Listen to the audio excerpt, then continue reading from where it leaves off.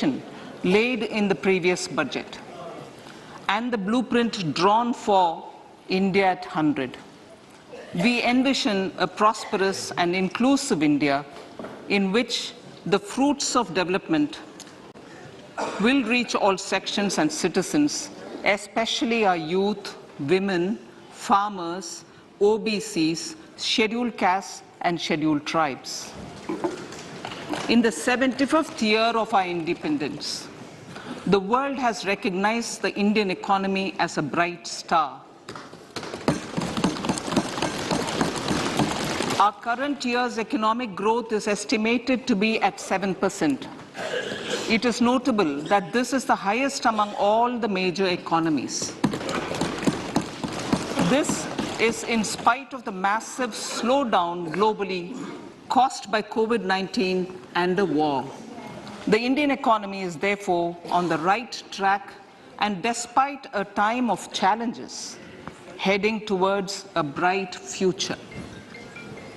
Today, as Indians stand with their head held high and the world appreciates India's achievements and successes, we are sure that elders who had fought for India's independence will, with joy, bless us in our endeavors going forward as well.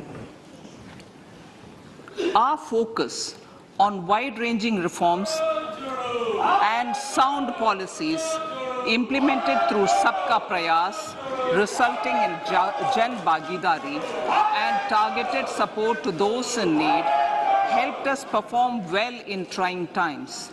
India's rising global profile is because of the several accomplishments. Unique world-class digital public infrastructure, example, Aadhaar, CoWIN and UPI. COVID vaccination drive in unparalleled scale and speed. Proactive role in frontier areas such as achieving the climate-related goals, Mission Life and National Hydrogen Mission. During the COVID-19 pandemic, we ensured that no one goes to bed hungry with a scheme to supply free food grains to over 80 crore persons for 28 months. Continuing our commitment to ensure food and nutritional security, we are implementing from 1st January 2023 a scheme to supply free food grain to all Antyodaya and priority households for the next 1 year. Under PM Garib Kalyan Anna Yojana, the entire expenditure of about 2 lakh crore will be borne by the central government. In these times of global challenges, the G20 presidency gives us a unique opportunity to strengthen India's role in the world economic order. With the theme of Vasudhaiva Kutumbakam, we are steering an ambitious, people-centric agenda to address global challenges and to facilitate sustainable economic development. The government's efforts since 2014 have ensured for all citizens a better quality of life and life of dignity. The per capita income has more than doubled to 1.97 lakh rupees. In these 9 years, the Indian economy has increased in size from being 10th to 5th largest in the world. We have significantly improved our position as well as a well-governed and innovative country with a conducive environment for business as reflected in several global indices. We have made a significant progress in many sustainable development goals. The economy has become a lot more formalized as reflected in the EPFO membership, more than doubling to 27 crore and rupees 7,400 crore digital payments of 126 lakh crore rupees through UPI in 2022. The efficient implementation of many schemes with universalization of targeted benefits has resulted in inclusive development. Some of the schemes are 11.7 crore household toilets under Swachh Bharat mission, which is achieved, 9.6 crore LPG connections under Ujjwala, 220 crore COVID vaccination of 102 crore persons, 47.8 crore PM Jan Dhan bank accounts,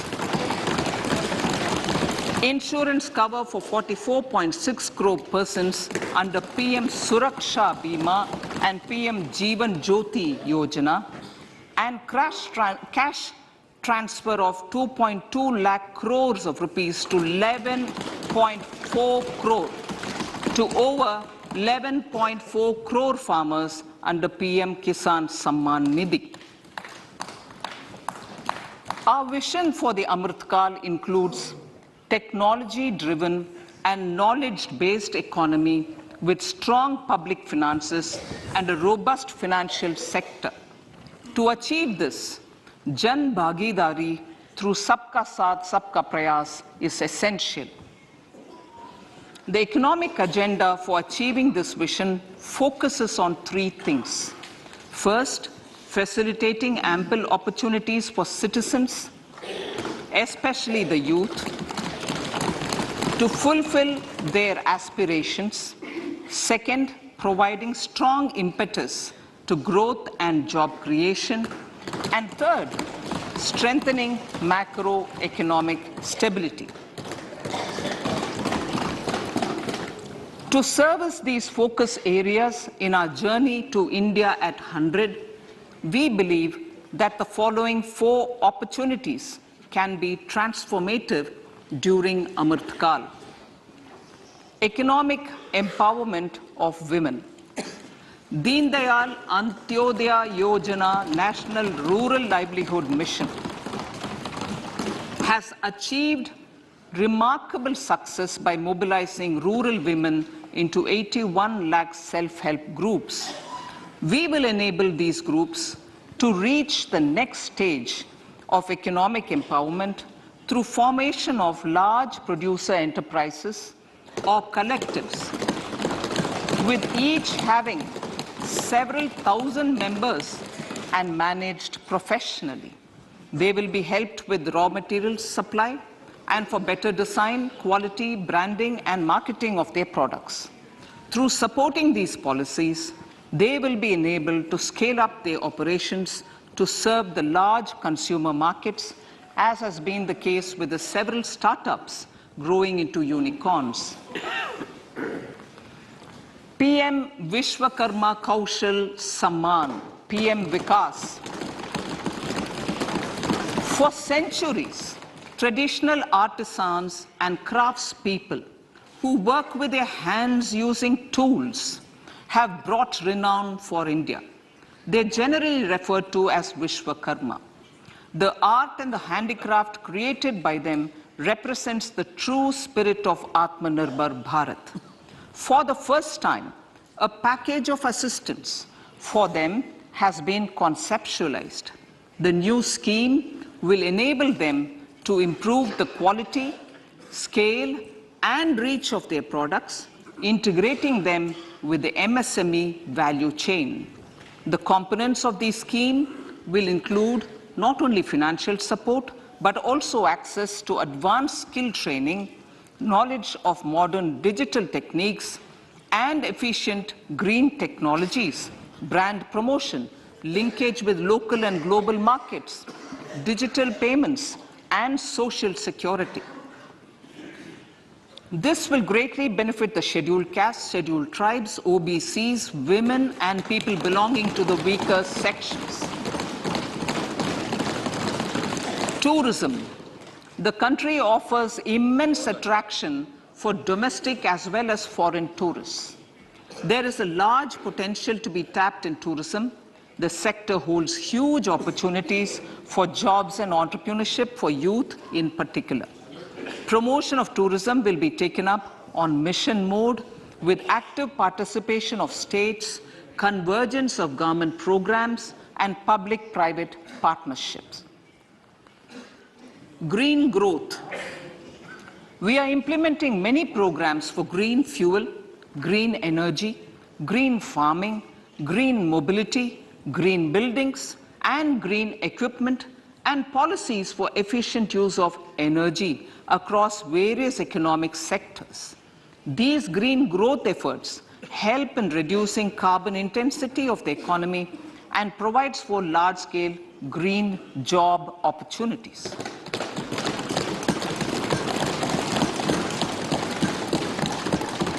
Priorities of this budget. The budget adopts the following 7 priorities. They complement each other and act as the Saptarishi guiding us through the Amritkal. Inclusive development, reaching the last mile, infrastructure and investment, unleashing the potential, green growth, youth power, and financial sector. I now speak on the priority number 1, inclusive development.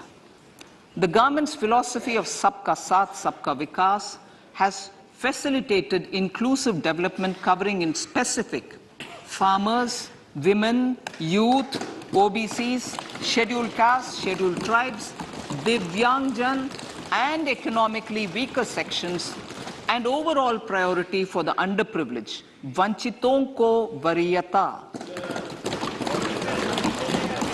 There has also been a sustained focus on Jammu Kashmir, Ladakh, and the Northeast. This budget builds on those efforts. Digital public infrastructure for agriculture. Digital public infrastructure for agriculture will be built as an open source, open standard, and interoperable public good.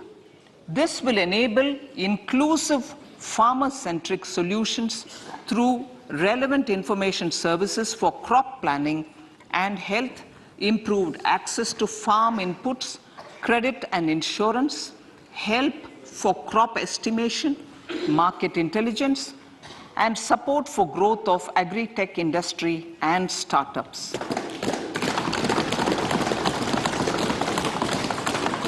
An agriculture accelerator fund. An agriculture accelerator fund will be set up to encourage agri-startups by young entrepreneurs in rural areas. The fund will aim at bringing innovative and affordable solutions for challenges faced by farmers. It will also bring in modern technologies to transform agricultural practices, increase productivity and profitability. To enhance the productivity of extra long staple cotton, we will adopt a cluster-based and value chain approach through public-private partnerships. This will mean collaboration between farmers, state, and industry for input supplies, extension services, and market linkages. We will launch an Atmanirbhar Clean Plant program to boost availability of disease-free, quality planting material for high-value horticultural crops at an outlay of 2,200 crores. Global hub for millets, which are Sri Anna. India is the forefront. India's at the forefront of popularizing millets, whose consumption furthers nutrition, food security, and welfare of farmers, said the Honorable Prime Minister. We are the largest producer and second largest exporter of Sri Anna in the world. We grow several types of Sri Anna, such as Sri Anna Jowar, Shri Anna Ragi, Shri Anna Bajra, Shri Anna Kutu, Ramdana, Kangni, Kutni, Kutki, Kodo, China, and Sama. These have a number of health benefits and have been an integral part of our food for centuries. I acknowledge with pride the huge service done by small farmers in contributing to the health of fellow citizens by growing these Shri Anna. Now, to make India a global hub for Shri Anna, the Indian Institute of Millet Research, ideally Indian Institute of the Shri Anna Research, Hyderabad, will be supported as the center of excellence for sharing best practices, research, and technologies at the international level. The agricultural credit target will be increased to 20 lakh crores with focus on animal husbandry, dairy, and fisheries. We will launch a new sub-scheme of PM Matsya Sampada Yojana, which is an existing scheme, but we'll launch a new sub-scheme with targeted investment of 6,000 crores to further enable activities of fishermen, fish vendors, and micro and small entrepreneurs, improve value chain efficiencies, and expand the market.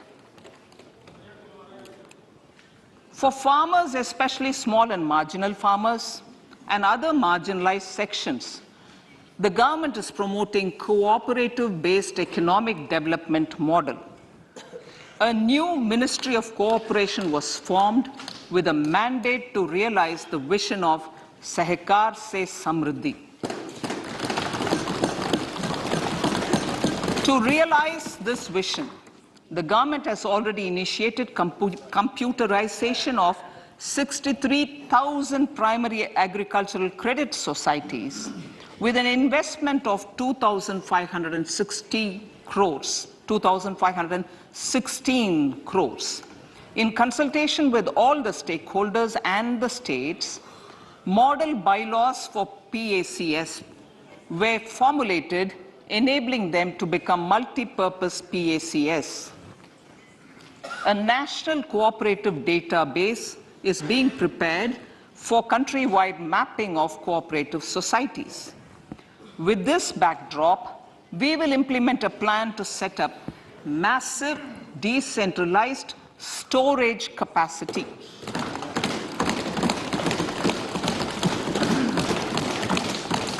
This will help farmers store their produce and realize remunerative prices through sale at appropriate times. The government will also facilitate setting up of a large number of multi-purpose cooperative societies, primary fisheries societies, and dairy cooperative societies in uncovered panchayat and villages in the next 5 years.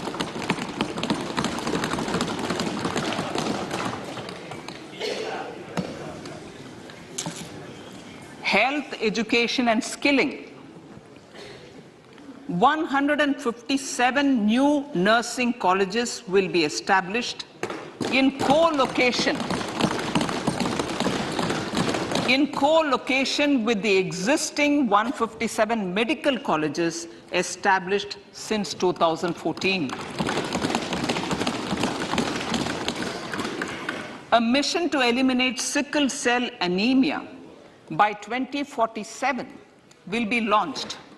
It will entail awareness creation, universal screening of 7 crore people in the age group of 0 to 40 years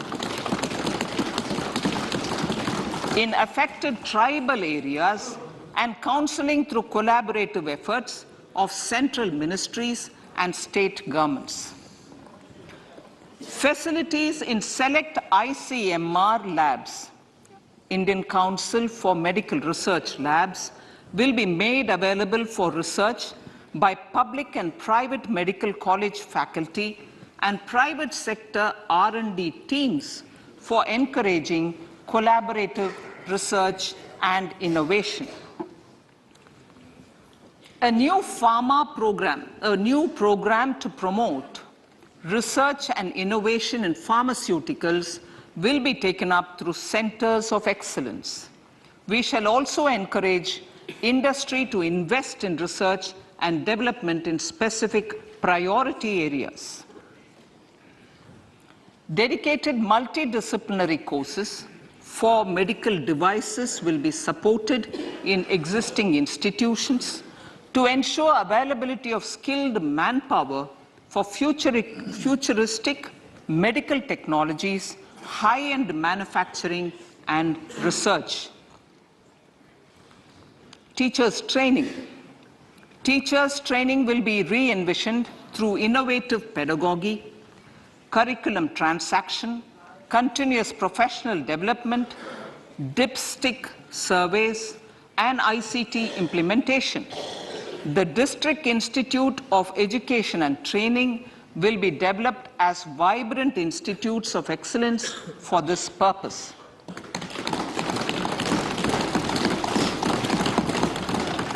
National Digital Library for Children and Adolescents. A National Digital Library for Children and Adolescents will be set up for facilitating availability of quality books across geographies, languages, genres, and levels, and device-agnostic accessibility. States will be encouraged to set up physical libraries for them at panchayat and ward levels and provide infrastructure for accessing the national digital library resources.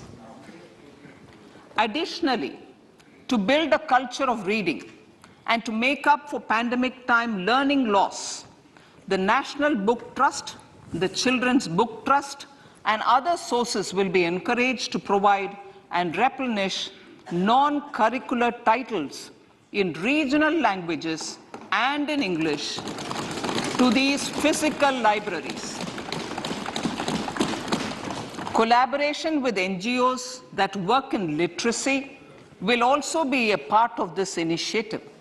To inculcate financial literacy, financial sector regulators and organizations will be encouraged to provide age-appropriate reading material to these libraries.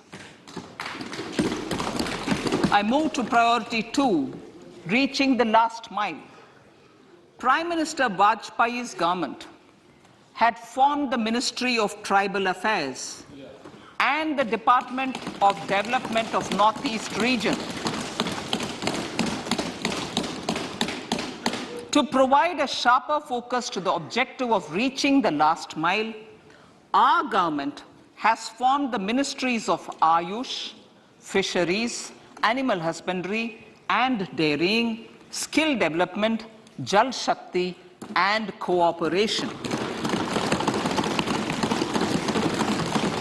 Building on the success of the Aspirational Districts program, the government has recently launched the Aspirational Blocks program, covering 500 blocks for saturation of essential government services across multiple domains such as health, nutrition, education, agriculture, water resources, financial inclusion, skill development, and basic infrastructure. Manya Speaker, sir, Pradhan Mantri PBTG, which is Primitive Vulnerable Tribal Groups Development Mission, is being launched. To improve socio-economic conditions of the particularly vulnerable tribal groups, the PBTGs as we refer them to, Pradhan Mantri PBTG Development Mission will be launched. This will saturate PBTG families and habitations with basic facilities such as safe housing, clean drinking water and sanitation, improved access to education, health, nutrition, road and telecom connectivity, and sustainable livelihood opportunities. An amount of 15,000 crores will be made available to implement the mission in the next 3 years under the Development Action Plan for the Scheduled Tribes. Ekalavya Model Residential Schools. In the next 3 years, Center will recruit 38,800 teachers and support staff for the 740 Ekalavya Model Residential Schools, which is serving 3.5 lakh tribal students.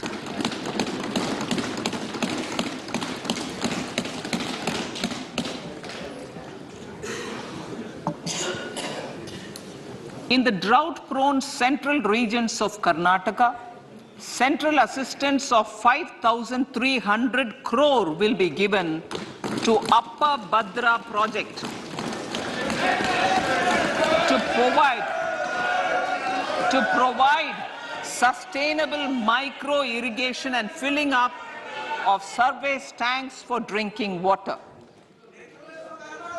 PM Awas Yojana. The outlay for PM Awas Yojana is being enhanced by 66% to over 79,000 crores. Bharat Shared Repository of Inscriptions will be set up in a digital epigraphy museum with digitization of 1 lakh ancient inscriptions in the first stage. Support for poor prisoners. For poor persons who are in prisons and unable to afford the penalty or the bail amount, required financial support will be provided. Priority number 3, infrastructure and investment. Investments in infrastructure and productive capacity have a large multiplier impact on growth and employment. After the subdued period of the pandemic, private investments are growing again. The budget takes the lead once again to ramp up the virtuous cycle of investment and job creation. Honorable Speaker, sir, the capital investment outlay is being increased steeply for the 3rd year in a row by 33% to 10 lakh crores, which would be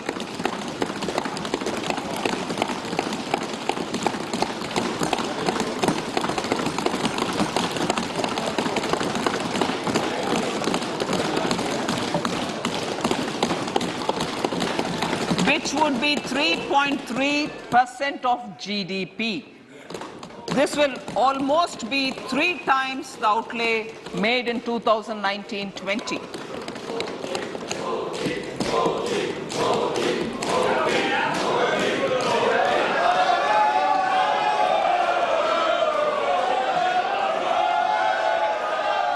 This substantial increase in recent years is central to the government's efforts to enhance growth potential and job creation, crowd in private investments, and provide a cushion against global headwinds. The direct capital investment by the center is complemented by the provision made for creation of capital assets through grants and aids to state. The effective capital expenditure of the center is budgeted at 13.7 lakh crore rupees, which will be 4.5% of GDP. Support to state governments for capital investment. I have decided to continue the 50-year interest-free loan to state governments for 1 more year to spur investment in infrastructure and to incentivize them for complementary policies actions with a significantly enhanced outlay of 1.3 lakh crores. The newly established Infrastructure Finance Secretariat will assist all stakeholders for more private investment in infrastructure, including railways, roads, urban infrastructure, and power, which are predominantly depend on public resources. The harmonized master list of infrastructure will be reviewed by an expert committee for recommending the classification and financing framework suitable for Amartkal. A capital outlay, I'm talking about railways now, sir, Honorable Speaker, railways.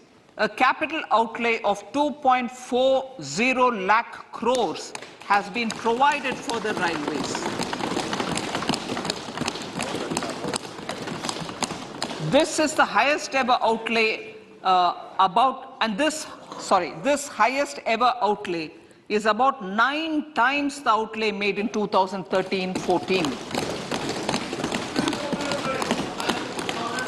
100 critical transport infrastructure projects for last and first mile connectivity for ports, coal, steel, fertilizer and food grain sectors have been identified. They will be taken up on priority with investment of 75,000 crores, including 15,000 crore from private sources. 50 additional airports, heliports, water aerodromes, and advanced landing grounds will be revived for improving regional air connectivity.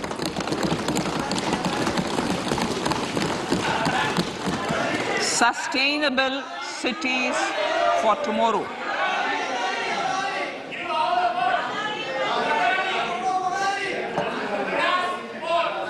States and cities will be encouraged to undertake urban planning reforms and actions to transform our cities into sustainable cities of tomorrow.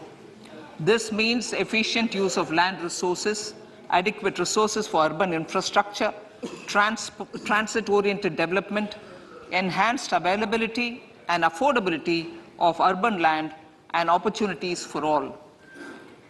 Through property tax governance reforms and ring-fencing user charges on urban infrastructure, cities will be incentivized to improve their creditworthiness for municipal bonds.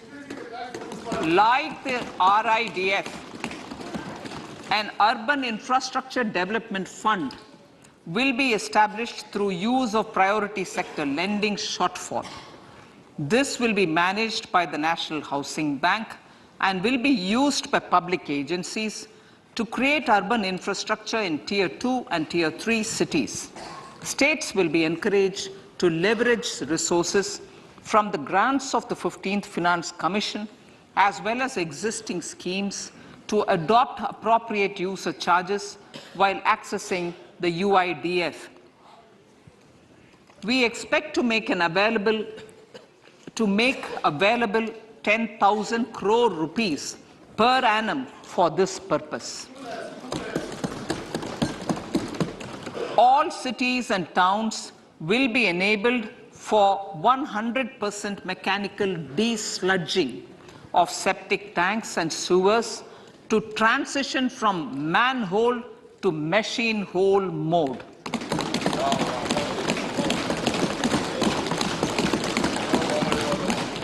Enhanced focus will be provided for scientific management of dry and wet waste.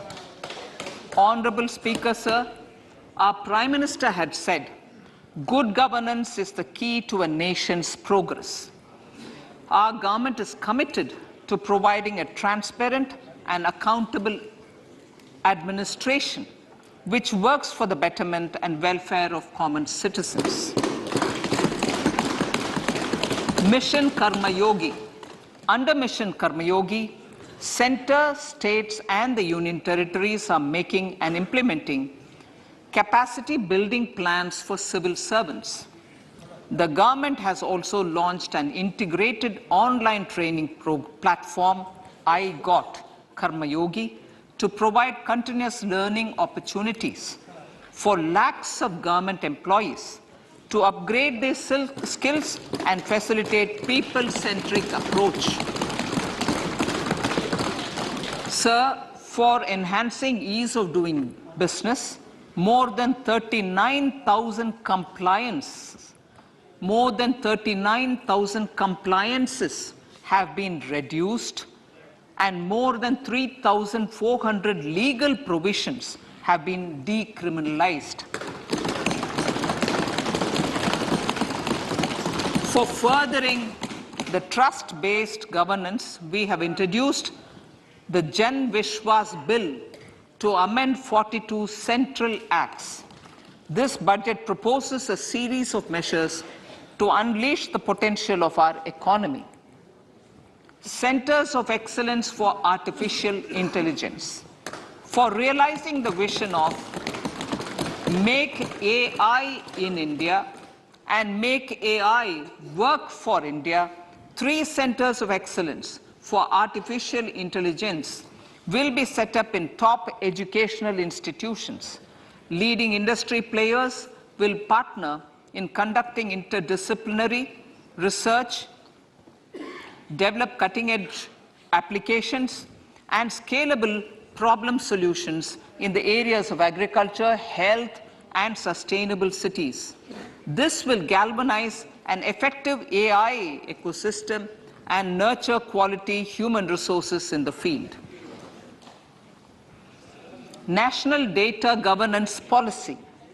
To unleash innovation and research by startups and academia, a national data governance policy will be brought out.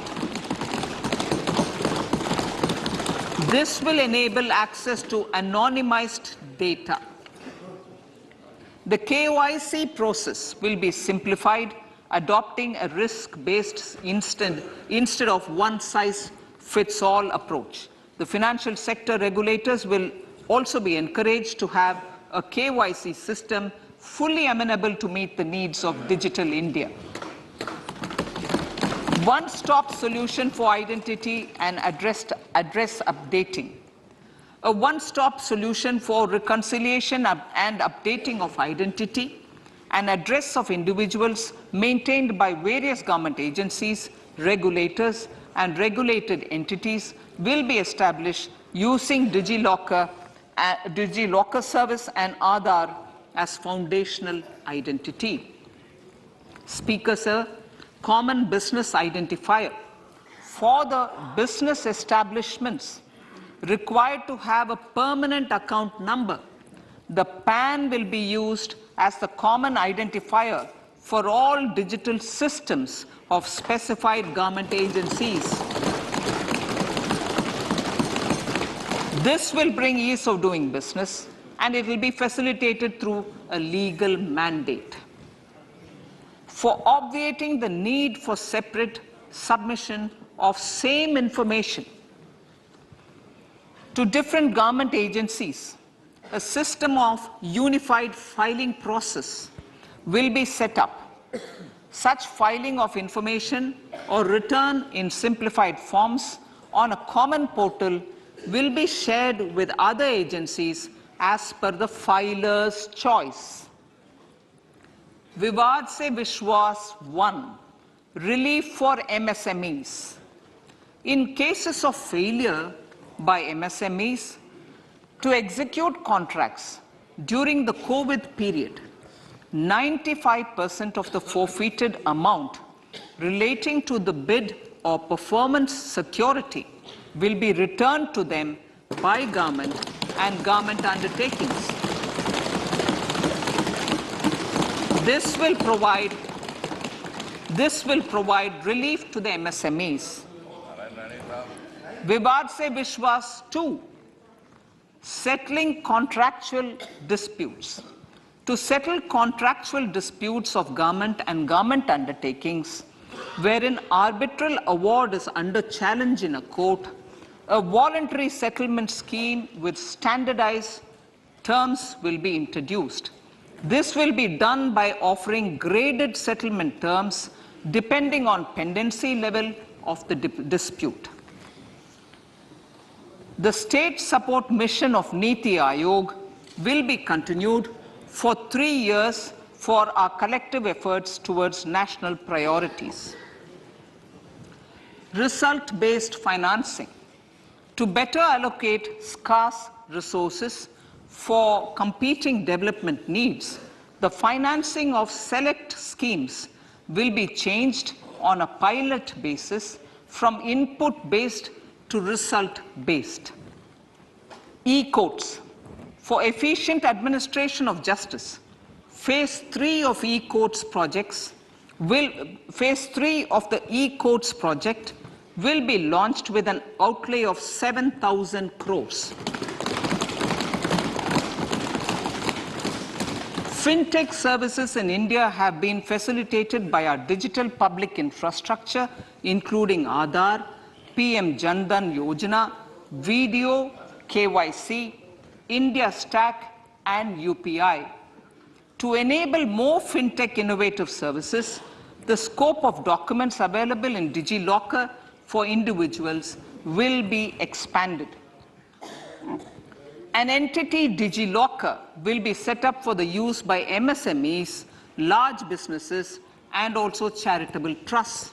This will be towards storing and sharing documents online securely whenever needed with various authorities, regulators, banks, and other business entities.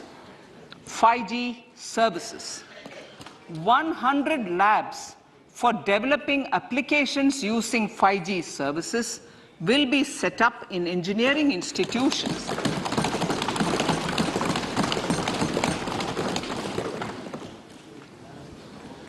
To realize a new range of opportunities, business models, and employment potential, the labs will cover, among others, applications such as smart classrooms, precision farming, intelligent transport systems, and healthcare applications. Lab-grown diamonds. Lab-grown diamonds is a technology and innovation-driven emerging sector with high employment potential. These environment-friendly diamonds, which have optically and chemically the same properties as natural diamonds. To encourage indigenous production of LGD, lab-grown diamond seeds and machines, and to reduce import dependency, a research and development grant will be provided to one of the IITs for 5 years. To reduce the cost of production, a proposal to review the custom duty on LGD seeds will be indicated in Part B of the speech. I come to the fifth priority, Honorable Speaker, sir, green growth. Honorable Prime Minister has given a vision for life or lifestyle for environment to spur a movement of environmentally conscious lifestyle. India is moving forward firmly for the Panchamrit, the net zero carbon emission by 2070 to usher in green industrial and economic transition. This budget builds on our focus on green growth. The recently launched National Green Hydrogen Mission, with an outlay of 19,700 crores, will facilitate transition of the economy to low carbon intensity, reduce dependence on fossil fuel imports, and make the country assume technology and market leadership in this sunrise sector. Our target is to reach an annual production of 5 MMT by 2030. Energy transition. This budget provides for 35,000 crores for priority capital investment towards energy transition and net zero objectives and energy security by Ministry of Petroleum and Natural Gas. To steer the economy on sustainable development path, battery energy storage systems with capacity of 4,000 MWh will be supported with viability gap funding. A detailed framework for pumped storage projects will also be formulated. Renewable energy evacuation. The interstate transmission system for evacuation and grid integration of 13 gigawatt renewable energy from Ladakh will be constructed with investment of 20,700 crores, including central support of 8,300 crores. Green credit program. For encouraging behavioral change, a green credit program will be notified under the Environment Protection Act. This will incentivize environmentally sustainable and responsive actions by companies, individuals, and local bodies, and help mobilize additional resources for such activities. PM Program for Restoration, Awareness, Nourishment, and Amelioration of Mother Earth, PM Pranam, will be launched to incentivize states and union territories to promote alternative fertilizers and balanced use of chemical fertilizers. Govt scheme. 500 new waste-to-wealth plants under Govt, galvanizing organic bio-agro resources done. Govt scheme will be established for promoting circular economy. These will include 200 compressed biogas plants, including 75 plants in urban areas, and 300 community or cluster-based plants at a total investment of 10,000 crores. I will refer to this in Part B also. In due course, a 5% CBG mandate will be introduced for all organizations marketing natural and biogas. For collection of biomass and distribution of biomanure, appropriate fiscal support will also be provided. Bharatiya Prakritik Kheti Bio-Input Resource Centers. Over the next 3 years, we will facilitate 1 crore farmers to adopt natural farming. For this, Honorable Speaker, 10,000 bio-input resource centers will be set up, creating a national level distributed micro-fertilizer and pesticide manufacturing network. Mishti.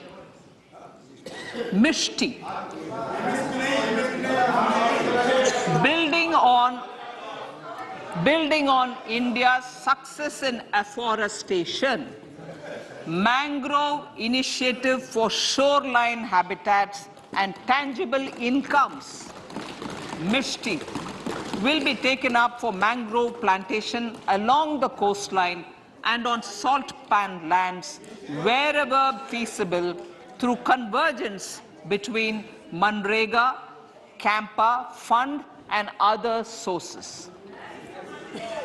Amrit Dharohar. Wetlands are vital ecosystems which sustain biological diversity.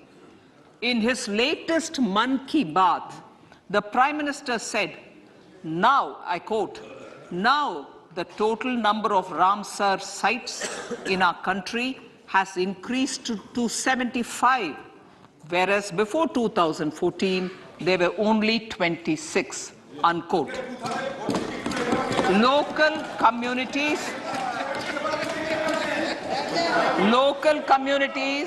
have always been at the forefront of conservation efforts.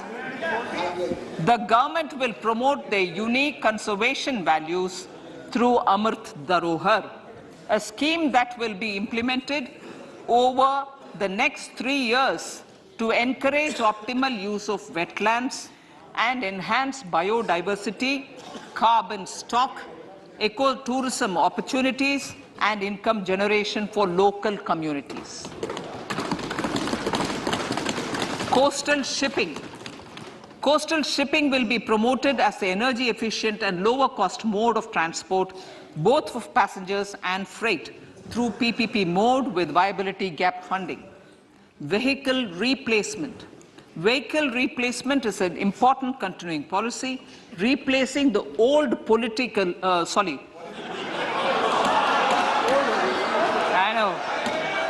replacing, absolutely, thank you.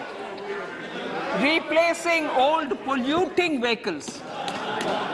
Maybe applicable, right? Replacing old polluting vehicles is an important part of greening our economy. In furtherance of the vehicle scrapping policy mentioned in Budget 21-22, I have allocated adequate funds to scrap old vehicles of the central government. States will also be supported in replacing old vehicles and old state ambulances. Honorable Speaker, sir, I move to priority 6, youth power. To empower our youth and help the Amrit PD realize their dreams, we have formulated the National Education Policy, which is very wide in its scope, but one of the things is also to focus on skilling, adopted economic policies that facilitate job creation at scale and have supported business opportunities. Pradhan Mantri Kaushal Vikas Yojana. Pradhan Mantri Kaushal Vikas Yojana 4.0 will be launched to skill lakhs of youth within the next 3 years. On-job training, industry partnership, and alignment of courses with needs of industry will be emphasized. The scheme will also cover new age courses for Industry 4.0 like coding, AI, robotics, mechatronics, IoT, 3D printing, drones, and other soft skills. To skill youth for international opportunities, 30 Skill India International Centers will be set up across different states. The digital ecosystem for skilling will be further expanded with the launch of a unified Skill India digital platform for enabling demand-based formal skilling, linking with employers including MSMEs, and facilitating access to entrepreneurship schemes. To provide stipend support to 47 lakh youths in 3 years, direct benefit transfer under a pan-India national apprenticeship promotion scheme will be rolled out. Tourism. Honorable Speaker, sir, with an integrated and innovative approach, at least 50 destinations will be selected through challenge mode. In addition to aspects such as physical connectivity, virtual connectivity, tourist guides, high standards for food streets, and tourist security, all the relevant aspects would be made available on an app to enhance tourist experience. Every destination would be developed as a complete package. The focus of development of tourism would be on domestic as well as foreign tourists.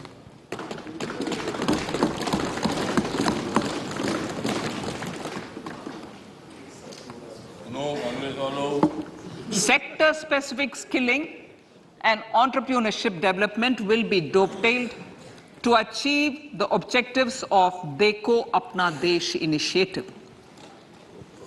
This was launched as an appeal by the Honorable Prime Minister to the middle class to prefer domestic tourism over international tourism. The integrated development of theme-based tourist circuits, the Swadesh Darshan scheme, was also launched. Under the Vibrant Villages program, tourism infrastructure and amenities will be facilitated in border villages. Unity Mall. States will be encouraged to set up a Unity Mall in their state capital or most prominent tourism center or the financial capital for promotion and sale of their one district, one product and GI products and other handicraft products, and for providing space for such products of all other states as well. Sir, priority number 7, financial sector. Our reforms in the financial sector and innovative use of technology have led to financial inclusion at scale, better and faster service delivery, ease of access to credit, and participation in financial markets. This budget proposes to further these measures. Credit guarantee for MSMEs. Last year, I proposed revamping of the credit guarantee scheme for the MSMEs. I am happy to announce that the revamped scheme will take effect from 1st April 2023 through infusion of 9,000 crores in the corpus.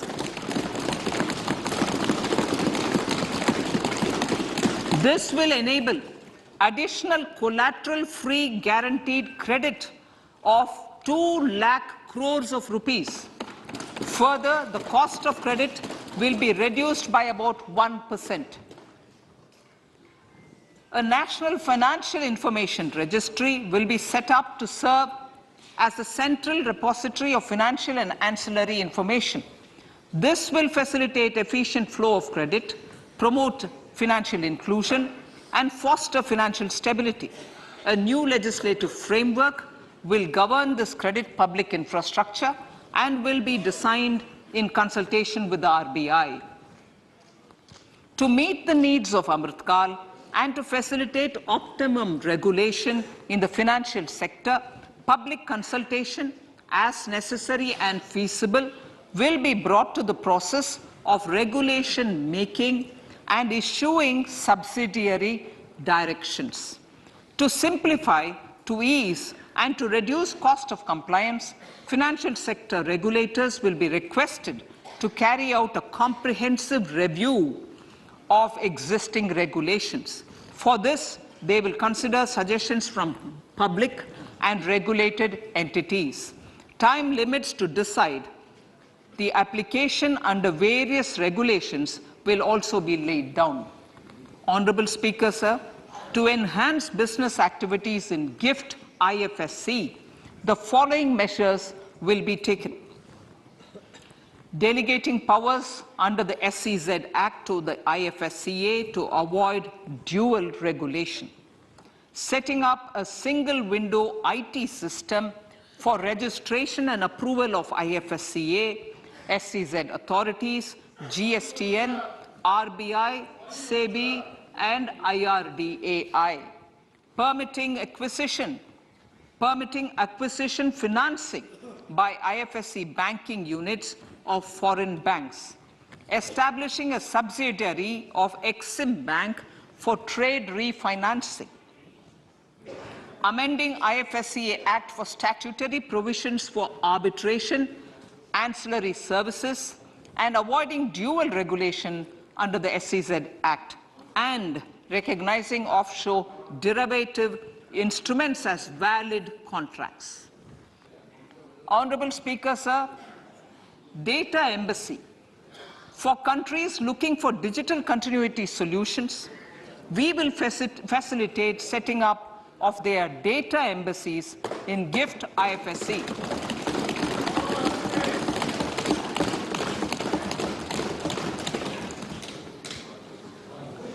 Improving governance and investor protection in banking sector. To improve bank governance and enhance investors' protection, certain amendments to the Banking Regulation Act, the Banking Companies Act, and the Reserve Bank of India Act are being proposed. Capacity building in securities market. Honorable Speaker, sir, to build capacity of functionaries and professionals in the securities market, SEBI will be empowered to develop, regulate, maintain, and enforce norms and standards for education in the National Institute of Securities Markets and to recognize award of degrees, diplomas, and certificates. A central processing center will be set up for faster response to companies through centralized handling of various forms filed with field officers under the Companies Act. Reclaiming of shares and dividends. For investors to reclaim unclaimed shares and unpaid dividends from the Investor Education and Protection Fund Authority with ease, from the Investor Education and Protection Fund Authority with ease, an integrated IT portal will be established. Digital payments continue to find wide acceptance. In 2022, they show an increase of 76% in transaction and 91% in value. Fiscal support for this digital public infrastructure will continue in 2023-2024. Azadi ka Amrit Mahotsav, Mahila Samman Bachat Patra. For commemorating Azadi ka Amrit Mahotsav, a one-time new small savings scheme, Mahila Samman Savings Patra or Savings Certificate, Mahila Samman Savings Certificate will be made available for a 2-year period up to March 2025. This will offer deposit facility up to 2 lakh in the name of a woman or girls for a tenor of 2 years at fixed interest rate of 7.5% with partial withdrawal option. Senior citizens. The maximum deposit limit for senior citizens savings scheme will be enhanced from 15 lakh to 30 lakhs of rupees. The maximum deposit limit for monthly income account scheme will be enhanced from 4.5 lakh to 9 lakh for single account and from 9 lakh to 15 lakh for joint account. Honorable Speaker, sir, fiscal management. 50 years interest-free loan to states. The entire 50-year loan to states has to be spent on capital expenditure within 2023-24. Most of this will be at the discretion of the states, but a part will be conditional on states increasing their actual capital expenditure. Parts of the outlay will also be linked to or allocated for the following purposes: scrapping old government vehicles, urban planning reforms and actions, financing reforms in urban local bodies to make them credit-worthy for municipal bonds, housing for police personnel above or as part of the police station, constructing unity malls, children and adolescent libraries and digital infrastructure, and state share of capital expenditure of central schemes. Honorable Speaker, sir, fiscal deficit of states. States will be allowed a fiscal deficit of 3.5% of GSDP, of which 0.5% will be tied to power sector reforms. Revised estimates 2022 to 2023. The revised estimate, Honorable Speaker, sir, of the total receipts other than borrowing is 24.3 lakh crores, of which the net tax receipts are 20.9 lakh crores. The revised estimate of the total expenditure is 41.9 lakh crores of rupees, of which the capital expenditure is about 7.3 lakh crores. The revised estimate of the fiscal deficit is 6.4% of GDP, adhering to the budget estimate. So budget estimates of 2023-24. Coming to 2023-24, the total receipts other than borrowings and the total expenditure are estimated at 27.2 lakh crores and 45 lakh crores respectively. The net tax receipts are estimated at 23.3 lakh crores. The fiscal deficit is estimated to be 5.9% of the GDP.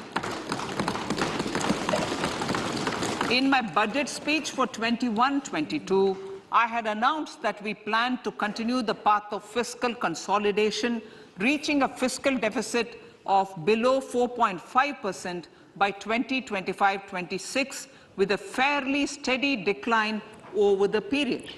We have adhered to this path, and I reiterate my intention to bring the fiscal deficit below 4.5% of GDP by 2025-26. To finance the fiscal deficit in 2023-24, the net market borrowings from dated securities are estimated at 11.8 lakh crores.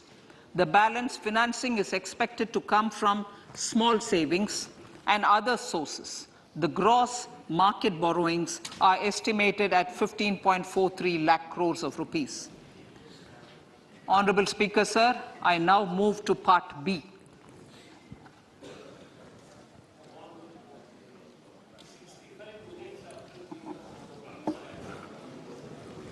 Indirect taxes. My indirect tax proposals will aim to promote exports, boost domestic manufacturing, enhance domestic value addition, encourage green energy and mobility. A simplified tax structure with fewer tax rates helps in reducing compliance burden and improving tax administration. I propose to reduce the number of basic customs duty rates on goods other than textiles and agriculture from 21 to 13. As a result, there are minor changes in the basic custom duties, cesses and surcharges on some items including toys, bicycle, automobiles and naphtha. Green mobility. To avoid cascading of taxes on blended compressed natural gas, I propose to exempt excise duty on GST paid compressed biogas contained in it. To further provide impetus to green mobility, customs duty exemptions is being extended to import of capital goods and machinery required for manufacture of lithium-ion cells for batteries used in electrical vehicles as well. Electronics. As a result of various initiatives of the government, including phased manufacturing program, mobile phone production in India has increased from 5.8 crore units valued at about 18,900 crore in 2014-15 to 31 crore units valued at 2,75,000 crore in the last financial year. To further deepen domestic value addition in manufacturing of mobile phones, I propose to provide relief to customs duty. I propose to provide relief in customs duty on import of certain parts and inputs like camera lens, and continue the concessional duty on lithium-ion cells for batteries for another year. Similarly, to promote value addition in manufacture of televisions, I propose to reduce the basic customs duty on parts of open cells of TV panels to 2.5%. Electrical. To rectify inversion of duty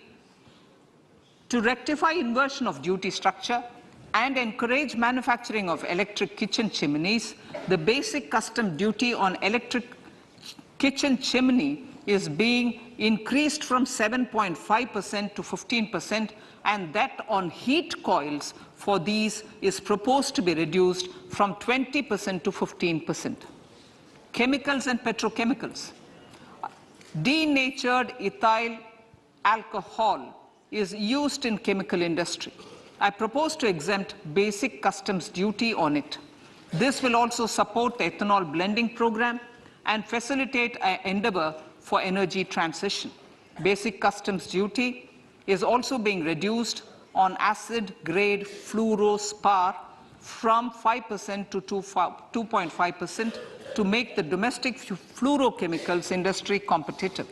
Further, the basic customs duty on crude glycerine for use in manufacture of epichlorohydrin is proposed to be reduced from 7.5% to 2.5%.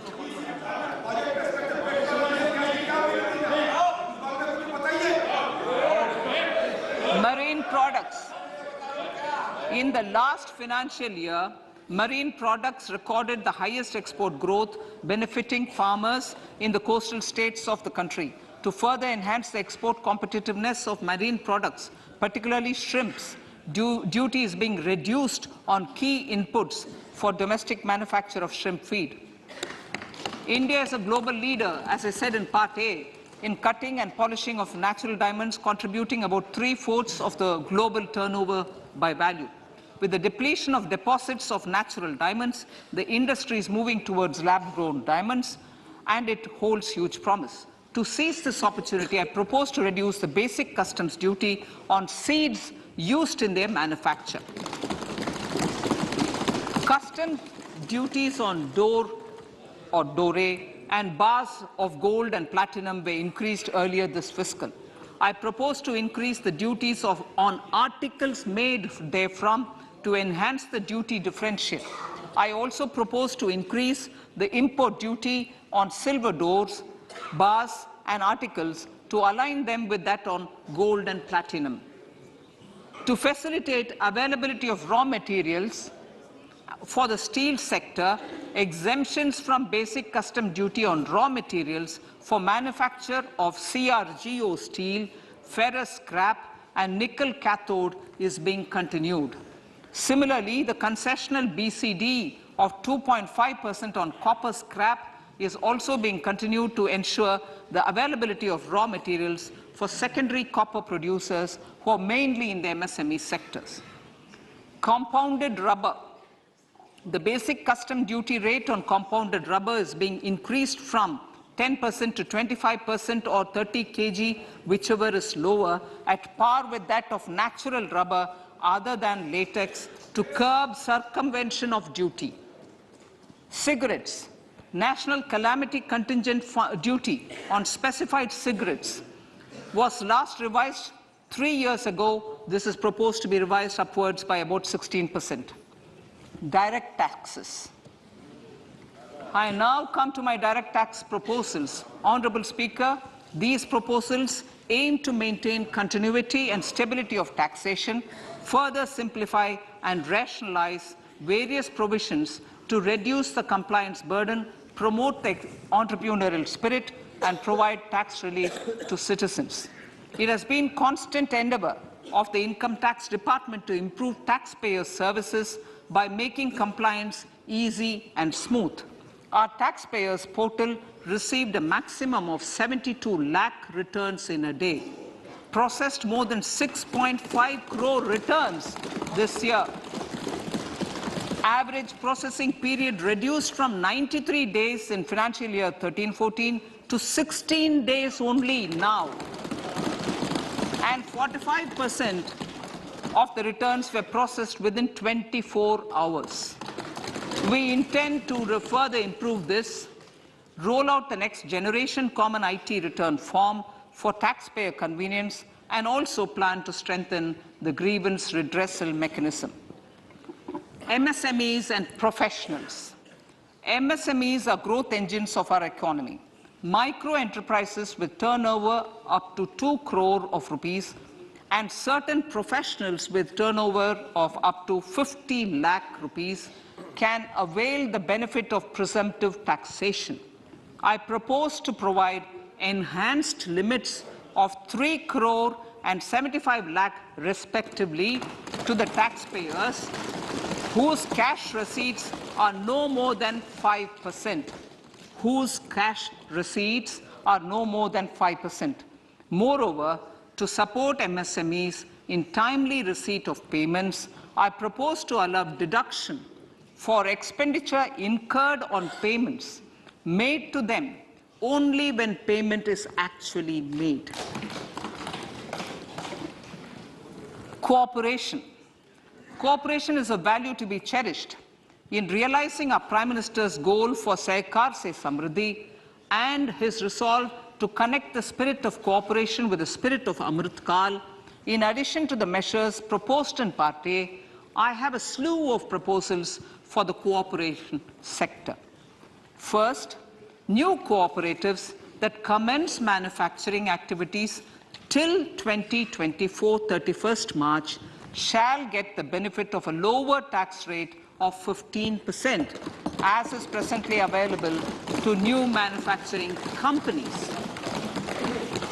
Secondly, I propose to provide an opportunity to sugar cooperatives to claim payments made to sugarcane farmers for the period prior to the assessment year 2016-17 as expenditure.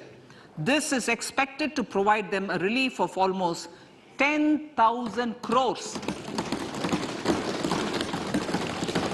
Thirdly, I am providing a higher limit of 2 lakh per member for cash deposits to loans in cash by primary agricultural cooperative societies and primary cooperative agriculture and rural development banks. I repeat that. Thirdly, I am providing a higher limit of 2 lakh per member for cash deposits to and loans in cash by primary agricultural cooperative societies and primary cooperative agricultural and rural development banks. Similarly, a higher limit of 3 crore for TDS on cash withdrawal is being provided to cooperative societies. Startups.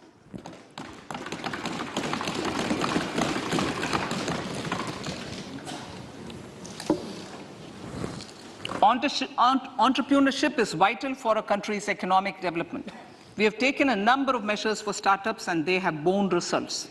India is now the third largest ecosystem for startups globally and ranks second in innovation quality among middle-income countries. I propose to extend the date of incorporation for income tax benefits to startups from 31/3/2023 to 31/3/2024. I further propose to provide the benefit of carry forward of losses on change of shareholding of startups from 7 years of incorporation to 10 years.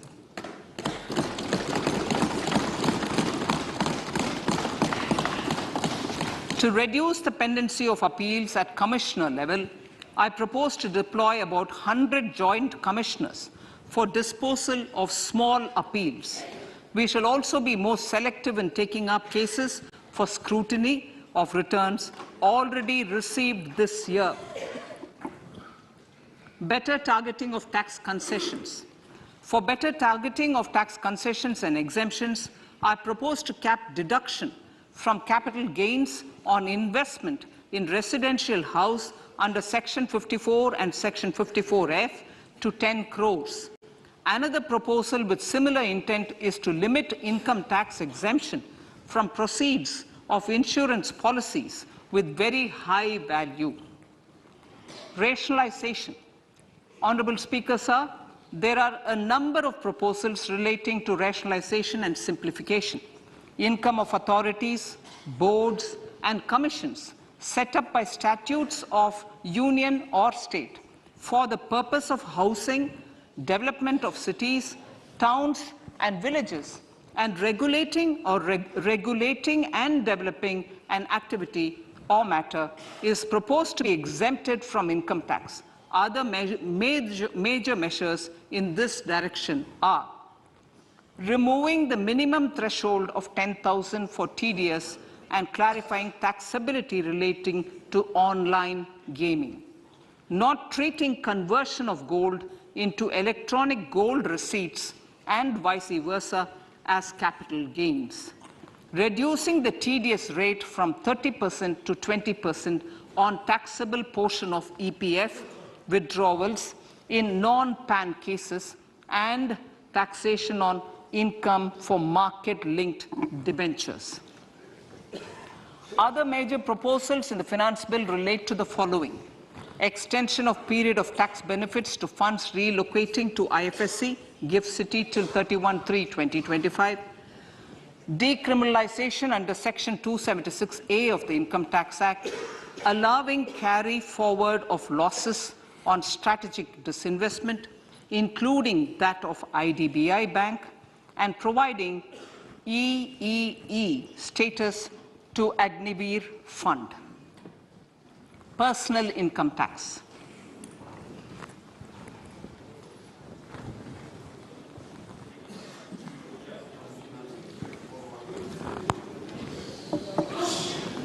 Now I come to what everyone is waiting for.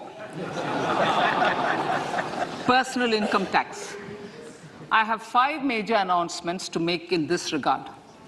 These primarily benefit our hard-working middle class. The first one concerns rebate. Currently, those with income up to 5 lakh do not pay any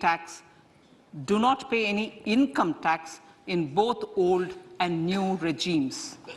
I propose to increase the rebate limit to 7 lakhs in the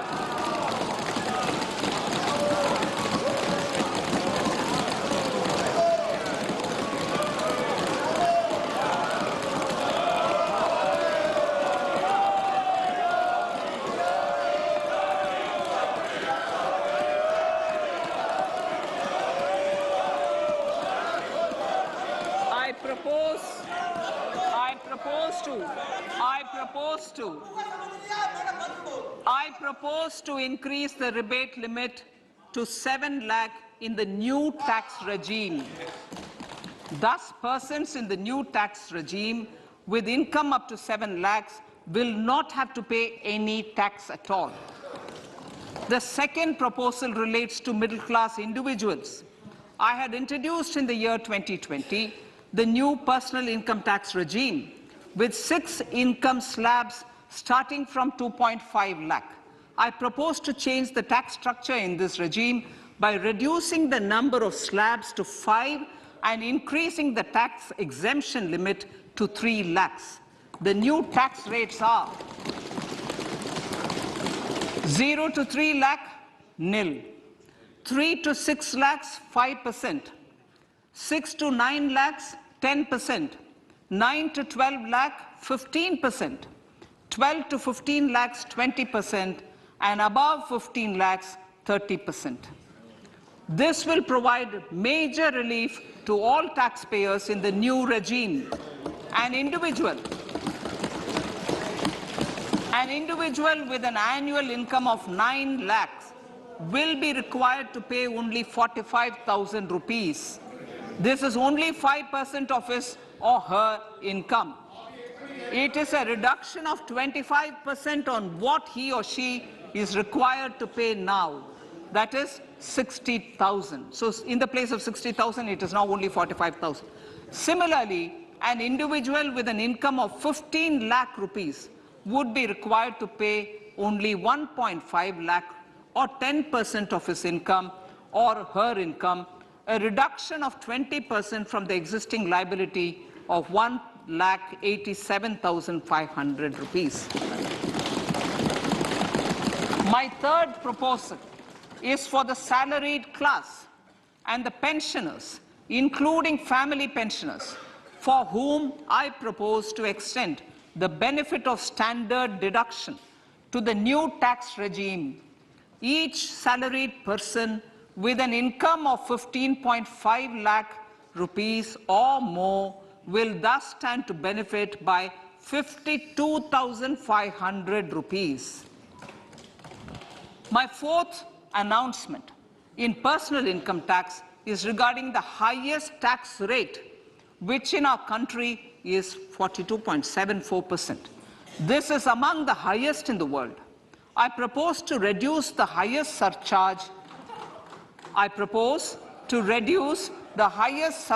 Rate from 37% to 25% in the new tax regime.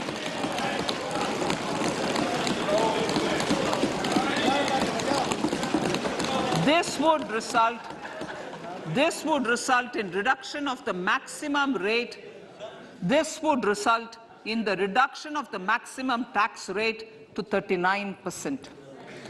Lastly, the limit of 3 lakh rupees for tax exemption on leave encashment on retirement of non-government salaried employees was last fixed in the year 2002, when the highest basic pay in the government was only 30,000 rupees per month.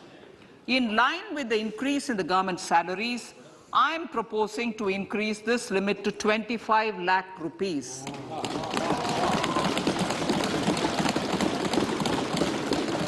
We are also making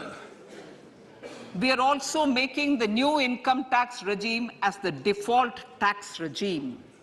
However, citizens will continue to have the option to avail the benefit of the old tax regime. Apart from these, I am also making some other changes as given in the annexure. As a result of these proposals, revenue of about 38,000 crore to 37,000 crore in direct taxes and rupees 1,000 crore in indirect taxes will be foregone, while revenue of about 3,000 crore will be additionally mobilized. Thus, the total revenue foregone is about 35,000 crores annually. Honorable Speaker, sir, with these words, I commend the budget to this August House.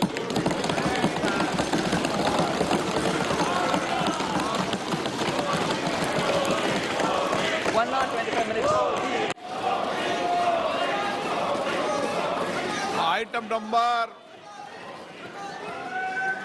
1.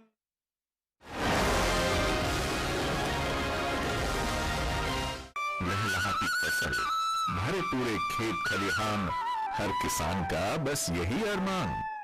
लेकिन कभी बारिश, कभी बिजली, कभी ओला, कभी सूखा। भैया खेती में तो जोखिम रहता ही है, अब क्या करें? अब प्रकृति का कोनो उपाय है का? प्रकृति का तो नहीं, मगर नुकसान का उपाय है। अच्छा, हाँ, AIC से फसल बीमा